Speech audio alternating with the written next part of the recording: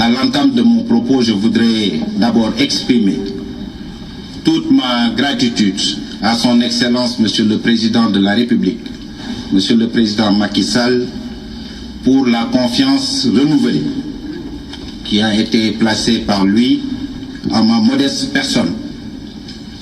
Je viens de lui proposer le nouveau gouvernement de la République du Sénégal, un gouvernement qui est marqué par la continuité, mais toutefois avec une inclinaison toute particulière autour des attentes et des grandes espérances des Sénégalaises et des Sénégalais, nos compatriotes.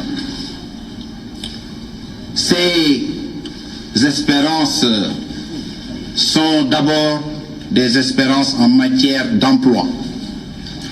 Le chef de l'État, dans le cadre du plan Sénégal émergent, comme vous le savez, a déjà engagé avec succès et bonheur un processus de transformation structurelle de notre économie. Mais il a pensé que le gouvernement devrait faire davantage en matière de création d'emplois, de promotion de la création d'emplois, grâce bien sûr au secteur productif, au renforcement de nos capacités productives. Et c'est pourquoi, dans le gouvernement qui sera très bientôt lu par le ministre secrétaire général de la présidence de la République, le chef de l'État a souhaité mettre en place un ministère dédié spécifiquement à l'emploi, à l'insertion professionnelle et à l'intensification de la main-d'œuvre. Vous entendez par là les grands projets, comme on dit, HIMO, haute intensité de main-d'œuvre. C'est déjà un premier axe important de ce nouveau gouvernement. Toujours dans le souci de promouvoir davantage les politiques publiques, mais des politiques ciblées autour des attentes et des espérances des Sénégalaises et des Sénégalais, le chef de l'État a mis en place un certain nombre de départements pour justement la promotion de la femme sénégalaise.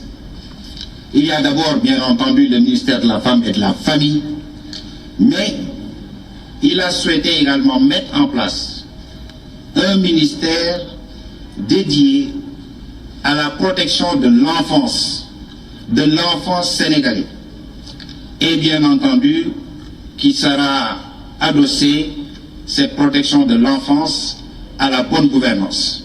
Donc c'est un département spécifique qui est mis en place pour protéger les enfants sénégalais. Et enfin, toujours dans le secteur de la promotion des Sénégalaises, nos sœurs, le chef de l'État a mis en place un ministère spécifique dédié à la microfinance et à l'économie solidaire, qui va cibler principalement les femmes et bien entendu le segment jeune également des Sénégalaises, nos compatriotes. Dans le souci d'accélérer le processus de transformation structurelle, l'axe 1 du plan Sénégal émergent, le président a souhaité qu'il y ait plus d'efficience dans la mise en œuvre des politiques sectorielles. Vous le savez, il existe le président, sur son initiative, le Parlement a adopté un nouveau code minier qui ouvre des boulevards, j'allais dire, de création de valeur ajoutée et de richesse à notre pays dans un contexte de transparence de l'ITE, de transparence des industries extractives.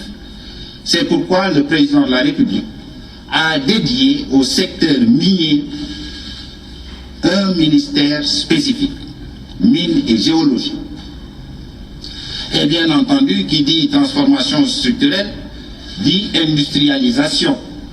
Donc le ministère de l'Industrie a été consacré également comme haute priorité avec un ministère spécifique chargé de l'industrie et de la petite et moyenne industrie.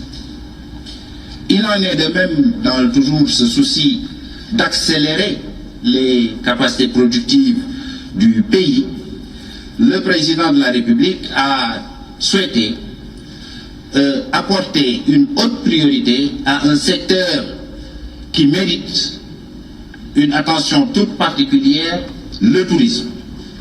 Le tourisme, désormais, recouvre son ministère comme il en a été parfois le cas dans notre histoire. Il a déjà mis en place pour la Casamance un dispositif spécifique à travers la zone économique d'intérêt national. C'est tout un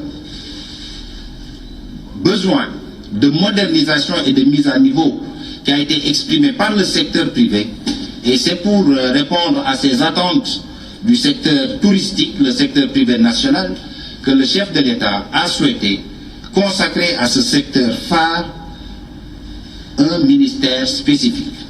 Ce qui veut dire que désormais les transports aériens et le développement des infrastructures aéroportuaires, avec Air Sénégal qui arrive, avec l'aéroport international Blaise Diagne qu'il faut terminer et mettre en service avant la fin de l'année, avec la construction des aéroports secondaires, 4 sont actuellement à l'étude et des études avancées dans le cadre du désenclavement et de l'aménagement du territoire à l'intérieur du pays.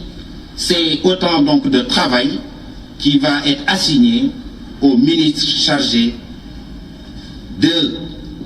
des transports aériens et du développement des infrastructures aéroportuaires. Pour rester, bien entendu, dans ce secteur de la création de valeur ajoutée et de richesse, le président a souhaité mettre en place, parce que nous sommes en train de nous préparer à cette économie du pétrole et du gaz. Il a déjà mis en place le COS Pétrogaz, qui est la plateforme de concertation et d'appui à la réflexion au niveau du président de la République. Le chef de l'État a souhaité mettre en place un ministère du pétrole et des énergies pour justement préparer également le Sénégal au plan de l'opérationnel en tant que département ministériel plein, le Sénégal de demain, le Sénégal, j'allais dire de demain, mais un demain qui s'annonce dès 2021 avec les premières exportations de gaz. C'est tous ces secteurs donc qui ont été consacrés au rang de haute priorité à côté de ce que j'évoquais en matière de promotion de la solidarité et de l'inclusion sociale. Donc ces secteurs, je l'ai dit tout à l'heure, ce sera donc le pétrole et les énergies renouvelables, l'industrie comme ministère plein, chargé de l'industrialisation du pays, parce que c'est cela la transformation structurelle, les mines avec le nouveau code minier, c'est également les transports aériens avec toutes les infrastructures nouvelles qui sont en train d'être développées dans notre pays par le chef de l'État, mais c'est également le nouvel aéroport de Diass qui arrive, aéroport international Blaise Diagne, et la compagnie Air Sénégal. Et le tourisme, pour me résumer, sont les nouveaux secteurs sur lesquels le chef de l'État compte s'appuyer et a demandé au gouvernement de faire davantage pour accélérer la création de richesses, mais également la création d'emplois pour les Sénégalaises et les Sénégalais, en particulier les jeunes de notre pays. Enfin, le chef de l'État a souhaité, parce que l'homme est au début et à la fin du développement, comme aimait à le rappeler un de ses prédécesseurs, le chef de l'État a pensé que le secteur de la culture méritait d'être érigé en un département et qu'on retrouve enfin dans notre pays un grand ministère de la culture. Et c'est fait, le chef de l'État l'a inscrit dans le décret qu'il vient de prendre, qui nomme les ministres membres du gouvernement. Au total, nous avions dans le précédent gouvernement sortant 39 membres, ministres, ministres délégués et secrétaires d'État. Le chef de l'État a gardé, nous avait instruit de ne point dépasser ce nombre de 39 membres du gouvernement. Donc c'est 35 départements avec les nouveaux départements, et dans ces départements, parfois, pour renforcer l'efficacité, le chef de l'État a souhaité adjoindre au ministre-chef du département des ministres délégués.